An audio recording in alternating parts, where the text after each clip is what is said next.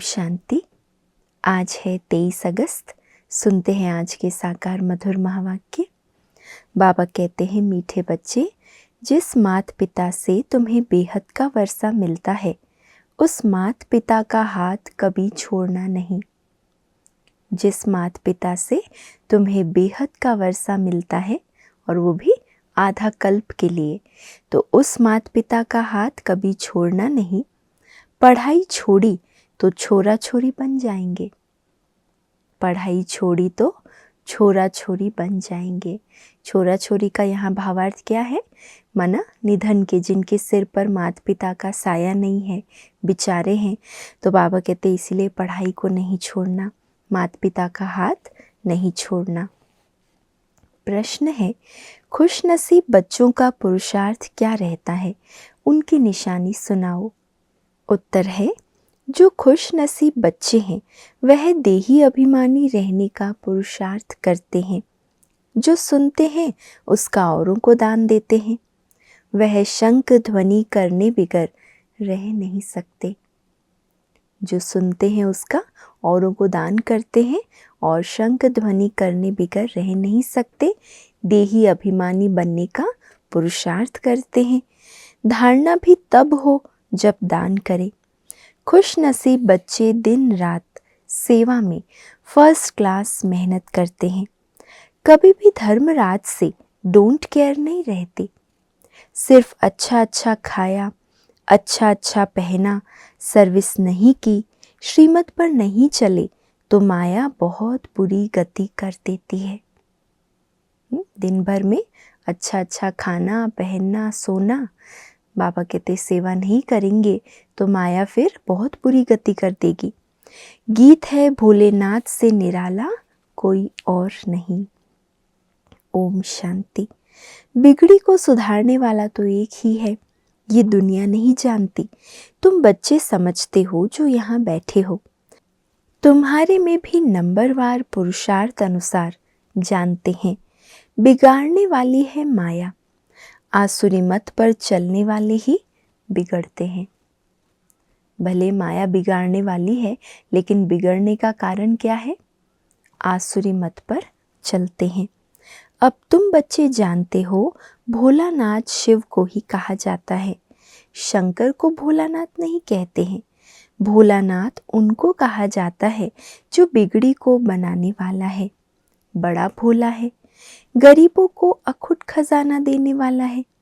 बच्चों को आदि मध्य अंत का ज्ञान देते हैं जिसके यह चित्र बने हुए हैं, और कोई ऐसा नहीं समझाते कि यह उल्टा वृक्ष है। भगवानुवाच है कि इस झाड़ और ड्रामा का ज्ञान और कोई भी वेद शास्त्र में नहीं है। भगवान ने ही दिया है, उनका ही शास्त्र है, जिसके लिए कहा जाता है सर्वशास्त्र शिरोमणि भगवत गीता। परमपिता परमात्मा कितना मीठा बाबा है, परंतु उसकी याद माया भुला देती है। बाबा मीठे ते मीठा है, स्वीटेस्ट है, लेकिन माया इतनी प्रबल है जो ऐसे मीठे बाबा की याद भी भुला देती है। और जो दुखदाई बातें हैं, दुखदाई व्यक्ति हैं, देहधारी हैं, संबंध है, उनकी याद आती रहती है। तुम शिव बाबा को याद करने की कोशिश करते हो, लेकिन माया बड़ी ज़बरदस्त है, वह तुमको याद करने नहीं देगी। अब बाबा तुमको इस रोने की दुनिया से दूर ले जाते हैं, जहाँ 21 जन्म तुमको रोने की दरकार ही नहीं रहती। 21 जन्म रोना प्रूफ बन जाएंगे। तुमने 63 जन्म तो रोया है, 84 जन्म नहीं कहेंगे, ये भी तुम बच्चे ही जानते हो। भोलानाथ बैठ समझाते हैं, जब से रावण बिगड़ना शुरू करते हैं तब से तुम रोने लगते हो। मनुष्यों को समझाने के लिए ही यह बड़ा झाड़ और गोला बनवाया जाता है, क्योंकि बड़े चित्रों पर अच्छी रीति समझाया जा सकता है ना। बाबा को विशेष बड़े बड़े चित्र बहुत पसंद आते थे। बाबा कहते दूर से ही मनुष्यों की नज़र पड़नी चाहिए, इतने बड़े चित्र हों। भल कोई बच्चे अपने कर्मों अनुसार इतना नहीं भी धारण कर सकते। सभी तो राजा रानी नहीं बनेंगे। अच्छे कर्म किए हैं तो उसका फल आगे ज़रूर मिलता है। कर्मों की गति है ना। बाप कहते हैं मैं कर्म अकर्म विकर्म की गति को जानता हूँ और समझाता हूँ। टीचर तो सबको एक जैसा ही पढ़ाते हैं, फिर कोई अच्छे नंबर से पास होते हैं, कोई क्या करते हैं, नापास होते। कहेंगे क्या करें, कर्मों का ऐसा ही हिसाब किताब है जो हम पढ़ते नहीं। यहाँ भी ऐसा है, कोई तो अच्छा पढ़ते हैं, कोई तो पढ़ाई अथवा कॉलेज को ही छोड़ देते। कोई तो अच्छा पढ़ता है और कोई फिर पढ़ाई ही छोड़ देते। कॉलेज छोड़ा गोया बाप टीचर सतगुरु को छोड़ा। छोड़ने से छोरा बन जाते हैं। छोरा उनको कहा जाता है जिनके माँ बाप नहीं होते। तो माता पिता जिनसे स्वर्ग का वर्षा मिलता है उनको छोड़ा तो छोरा छोरी बन जाते। यहाँ भी कई समझते हैं यहाँ से छूट पुरानी दुनिया में जाएं, लेकिन वहाँ ज्ञान तो उठा नहीं सकते। बाबा कहते इसको छोड़ा पढ़ाई को और माता पिता बाप टीचर सदगुरु का हाथ छोड़ दिया। पुरानी दुनिया में अगर गए तो फिर पढ़ाई को उठा ना सके। वहाँ तो नाटक, बाइस्कोप, घूमना फिरना, अच्छा कपड़ा आदि मिलेगा। जिनकी तकदीर में नहीं है तो फिर ऐसे ख्यालात चलते हैं। तकदीर में ऊंच पद नहीं है या तकदीर में भविष्य की कमाई नहीं है तो सोचते पुरानी दुनिया में जाएं, खाएं पिए आराम करें, अच्छा अच्छा घूमें फिरें पहने, ऐसे ख्यालात आते हैं। विनाश काले विपरीत बुद्धि होती है तो फिर पुरानी दुनिया तरफ चले जाते हैं। तुम जानते हो पुरानी दुनिया तो जल्द खत्म होनी है। जिन ऐशो आराम के लिए बाबा को छोड़ रहे हैं, बाबा कहते उनको ये पता नहीं है कि पुरानी दुनिया तो खत्म हुई की हुई, साथ में तो कुछ नहीं चलना है। तुमको इस देह अभिमान को भी छोड़ना है। देह अभिमान के कारण ही और सब विकार आते हैं। देही अभिमानी बनने में बहुत मेहनत है। बाप कहते हैं अपने को आत्मा समझो, मैं भी टेम्परेरी स्तन में आया हूँ। हम सो देवता थे, अब फिर हम सो शूद्र बने हैं। श्रीमत पर चल हम विश्व को स्वर्ग बनाते हैं। तुम बच्चे कितने खुश नसीब हो। जब शिव बाबा आते हैं तब तुम भारत माताओं को ही शक्ति सेना बनाते हैं। इसलिए ही तुम्हारा नाम पड़ा है शिव शक्ति सेना। तुम शिव से शक्ति ले अपना स्वराज्य स्थापन कर रहे हो। ऊंच ते ऊंच है शिव बाबा। दुनिया तो बिल्कुल ही घोर अंधियारे में है। तुम्हारे में भी नंबरवार पुरुषार्थ अनुसार सोजरे में है। कोई कोई की ज्योत जगती ही नहीं, वो भी ड्रामा में नूंद है। बाबा कहते मैं इतना ज्योति जगाता हूँ फिर भी कईयों की जगती नहीं है, वो भी ड्रामा में नूंद है। किसी की ज्योत जगती भी है तो फिर माया बुझा देती है। चलते चलते माया का तूफान लगने से फिर वैसे का वैसा बन जाते हैं। इस दुनिया में कोई तो बहुत साहूकार है, कोई 10 रुपए भी नहीं कमाते। कई मनुष्यों को भोजन भी मुश्किल से मिलता है। खाने के लिए कितना पुकारते हैं। बाबा उन द्वारा अर्थात विदेशों द्वारा सहायता करवा रहे हैं। विदेशी आकर फिर भारत को मदद करते ना, बाबा कहते उनको भी मैं टचिंग करता हूँ। ये मनुष्य तो नहीं जानते, ये भी ड्रामा में राज है। वो लोग सोचते हैं इस विदेशी ने हमको इस देश को मदद की, लेकिन बाबा कहते इनको तो मैं करवा रहा हूँ, ये राज नहीं पता। तुम जब बहुत दुखी होते हो तब बाप आते हैं। अगर उन्हों को प्रेरणा नहीं मिलती तो तुमको मदद नहीं करते। अभी तुम्हारी कंप्लीट राजधानी स्थापन नहीं हुई है, तो ये चित्र है किसको समझाने के लिए। इनका बहुत महत्व है। जैसे नक्शे होते हैं ना, मैप्स, मैप के सिवाय कैसे पता पड़े फलाना शहर कहाँ है। ये मैप्स वहाँ नहीं होंगे। यहाँ तो भारत कितना बड़ा है। वास्तव में भारत की सबसे जास्ती संख्या होनी चाहिए, तो रहने के लिए कितनी जगह चाहिए। स्वर्ग में तो बहुत थोड़े रहेंगे।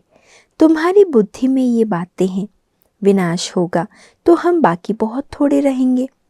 झाड़ का फाउंडेशन है ना, फिर बाद में झाड़ वृद्धि को पाता रहेगा। आहिस्ते आहिस्ते ये मनुष्य सृष्टि रूपी झाड़ वृद्धि को पाता रहेगा।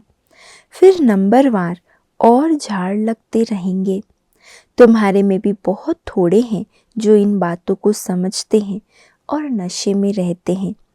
हम बाबा द्वारा नॉलेजफुल बनते हैं। बाबा तो बहुत सहज बतलाते हैं, कहते हैं सिर्फ इस सृष्टि चक्र को ध्यान में रखो।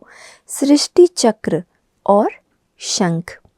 जो ज्ञान का शंख बजाने वाले नहीं होंगे तो उनको गीता सुनाने वाला ब्राह्मण कैसे कहेंगे।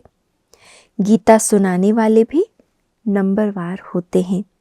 जो अच्छे पक्के विद्वान होंगे उन्हों को नशा रहेगा। कितने हजारों मनुष्य बैठ सुनते हैं। तुम्हारी तो है नई बातें। कहते हैं इन्हों का ज्ञान न हिंदुओं का है न मुसलमानों का है, पता नहीं कहाँ से लाया है। फिर भी कई तो समझते हैं ना, भोलानाथ बाबा भक्तों का रक्षक भगवान पतित पावन आया है। कई फिर अंदर ज्ञान सुनकर समझते हैं कि ये तो स्वयं भोलेनाथ पतित पावन भक्तों का रक्षक भगवान जो है उनका ज्ञान है। उनको आना ज़रूर है।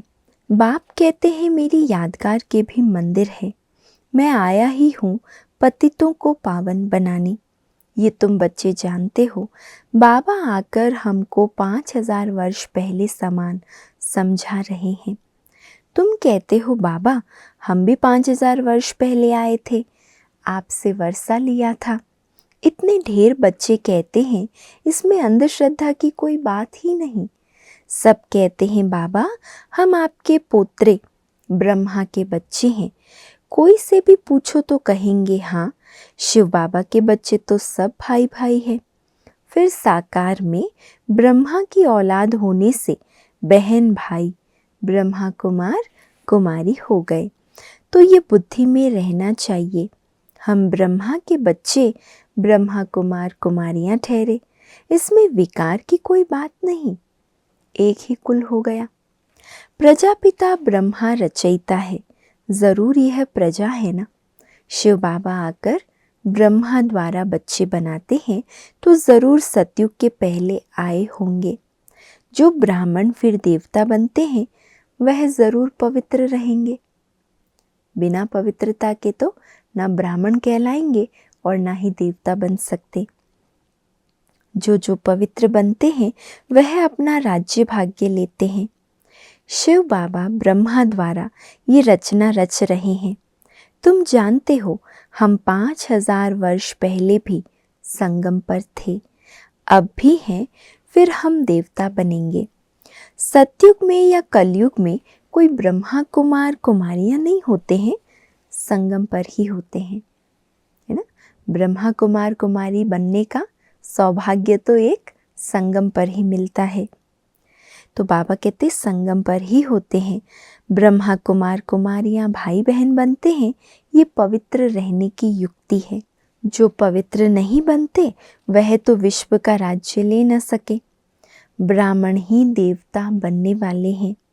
बाप समझाते हैं बच्चे पुरुषार्थ करके धारण करो और दूसरों को कराओ। जब देवता बनने लायक बन जाएंगे तब विनाश होगा। विनाश सामने खड़ा है। जो अच्छे सर्विसेबल बच्चे हैं उन्हों की बुद्धि में ठहरता है। ज्ञान किनकी बुद्धि में ठहरेगा? जो सर्विसेबल बच्चे हैं, क्योंकि औरों को दान करेंगे तो उनकी बुद्धि में भी फिर ज्ञान रतन ठहरते हैं। दान नहीं करते तो बुद्धि में ठहरता ही नहीं। कई ब्रह्मा कुमार कुमारियां अच्छी फर्स्ट क्लास मेहनत करते हैं, कोई सेकंड कोई थर्ड क्लास करते हैं, तो मिलेगा भी ऐसा ही। जितनी मेहनत उतनी प्राप्ति, वैसी प्राप्ति है। सभी कहते हैं हमको फर्स्ट क्लास ब्रह्मा कुमारी भेजो। अब इतनी कहाँ से लाएंगे? ये भी शिव बाबा जानते हैं कि फर्स्ट क्लास कौन है। बाबा को मालूम है कौन ब्रह्मा कुमारी फर्स्ट क्लास है, कौन सेकंड, कौन थर्ड, हर एक की अवस्था को जानते हैं। बहुत बच्चियां अच्छी सर्विस करती है। ब्राह्मणों को खाने का बहुत रहता है, लौकिक ब्राह्मणों को खाने का बहुत रहता है, जगह जगह धामा खाते रहते हैं। बच्चों में भी कोई कोई है। कौन? बाबा क्या कह रहे होंगे? बच्चों में भी कोई कोई है। अच्छा भोजन ना मिले तो आराम ना आए। भोजन में इतनी आसक्ति है, अगर अच्छा भोजन, मनपसंद भोजन ना मिले तो आराम ना आए, बेआरामी हो जाए। बाबा मम्मा का नाम बदनाम कर देते हैं, फिर समझाओ तो गुस्सा आ जाता है। कई धर्मराज को भी डोंट केयर करने वाले हैं, वह फिर आश्चर्यवत भागंती हो जाते हैं। माया ऐसी बुरी गति करा देती है जो श्रीमत पर नहीं चलते। फिर विकार के लिए अबलाओं पर कितने अत्याचार करते हैं। अत्याचार भी अहो सौभाग्य है। बाबा कहते हैं इस समय पर अत्याचार भी अहो सौभाग्य है, क्योंकि यही अत्याचार नष्टो मोहा बनाने वाले हैं। यही अत्याचार बाप की याद दिलाने वाले हैं। बाप से वर्षा तो ले लेंगे ना, बहुतों पर अत्याचार होते हैं, क्योंकि विष बिगड़ रह नहीं सकते। ये है दुर्गति की दुनिया, इसमें किसी की सदगति हो नहीं सकती। मृत्यु लोक और अमर लोक को कोई नहीं जानते। अमर लोक सतयुग में है, आदि मध्य अंत सुख। दिखाते हैं अमरनाथ ने पार्वती को कथा सुनाई। अब सूक्ष्म वतन में तो कथा सुनाने की दरकार नहीं, तो ये कथाएं आदि कहाँ से आई? अमर कथा सुनाई, फिर सूक्ष्म वतन से कहाँ गए? कुछ भी पता नहीं।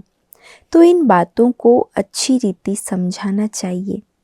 कथा सुनाने वाले तो बहुत हैं, पहले उन्हों की बात सुनकर फिर समझाना चाहिए। ये भी सेवा करने की एक युक्ति बाबा बता रहे।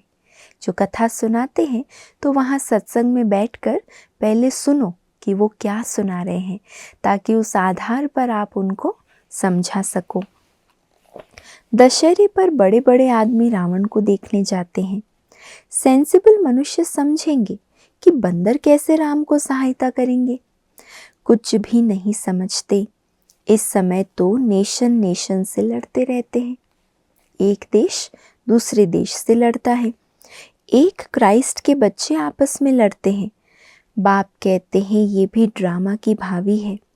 ड्रामा का मालूम पड़ा है तब तो तुम अब पुरुषार्थ करते हो। जानते हो अब खेल पूरा होता है, बाबा से वर्षा लेना है। ये ड्रामा का राज और कोई की बुद्धि में नहीं है। बाबा ने आकर सब राज समझाए हैं। पढ़ाने वाला पतित पावन वह बाप है। बलिहारी उनकी है। माया नीच बनाती है, ऊंचते ऊंच बाप ही आकर ऊंच बनाते हैं। कहते हैं बच्चे अब मेरे से सुनो, पुरानी देह का भान छोड़ने का पुरुषार्थ करते रहो। अभी तो तुमको पतियों का पति मिल गया है जो स्वर्ग की बादशाही देते हैं। वहाँ है ही संपूर्ण निर्विकारी। ये है संपूर्ण विकारी दुनिया। दुनिया एक ही है, वही संपूर्ण निर्विकारी और फिर संपूर्ण विकारी बनते हैं। पहले भारत स्वर्ग था, अब नर्क है। ये चित्र बड़े वैल्यूबल है। विलायत में कोई को समझा कर दो तो कहेंगे ये चीज़ तो बड़ी अच्छी है। कैसे सृष्टि का चक्र फिरता है, किस किस की डिनाइस्टी चलती है, सबके चित्र इसमें है।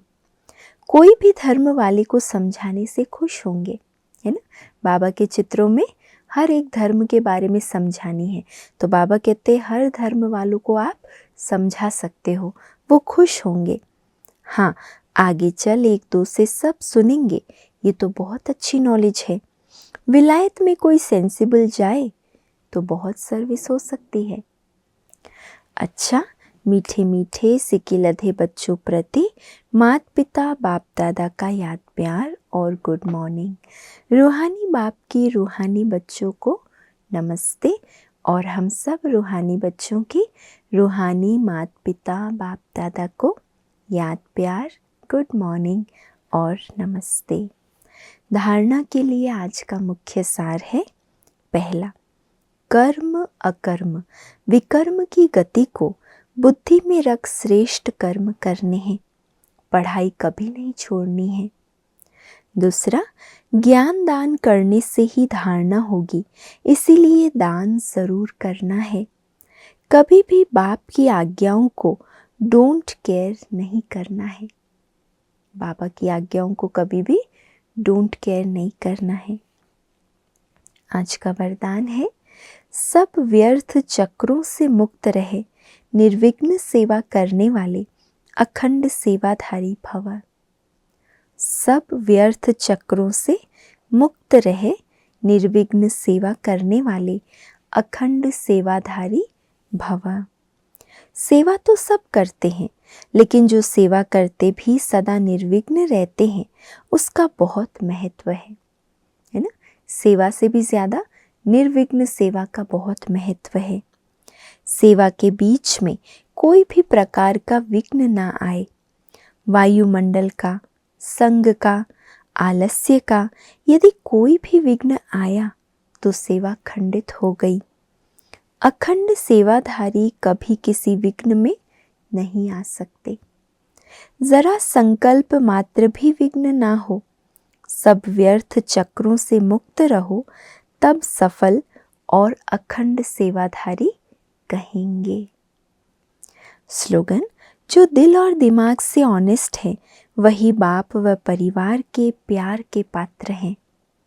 जो दिल और दिमाग से ऑनेस्ट हैं वही बाप व परिवार के प्यार के पात्र हैं।